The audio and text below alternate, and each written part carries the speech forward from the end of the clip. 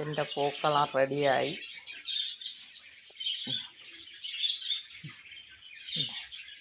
അത്തക്കൂടണ എൻ്റെ കൊച്ചുമോൻ. എൻ്റെ സ്വന്തം തോട്ടത്തിലെ പൂന്തോട്ടത്തിലെ പൂവാണ്. കഴിഞ്ഞ പ്രാവശ്യം എല്ലാം ഞാൻ പൈസ കൊടുത്താണ് പൂ വാങ്ങിയത്. ഇപ്രാവശ്യം ഞാൻ എൻ്റെ തോട്ടത്തിലെ പൂ മാത്രം പറിച്ചാണ് അത്തക്കളം ഉണ്ടാക്കിയത്. ഒന്നും വാങ്ങിയില്ല. എന്നെ സഹായിച്ച എൻ്റെ കൊച്ചുമോനാണ്.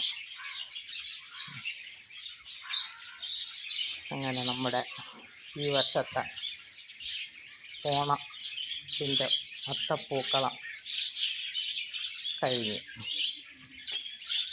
എൻ്റെ ഈ വീഡിയോ എല്ലാവർക്കും ഇഷ്ടമായെങ്കിൽ ലൈക്ക് ചെയ്യണം, ഷെയർ ചെയ്യണം, സബ്സ്ക്രൈബ് ചെയ്യണം.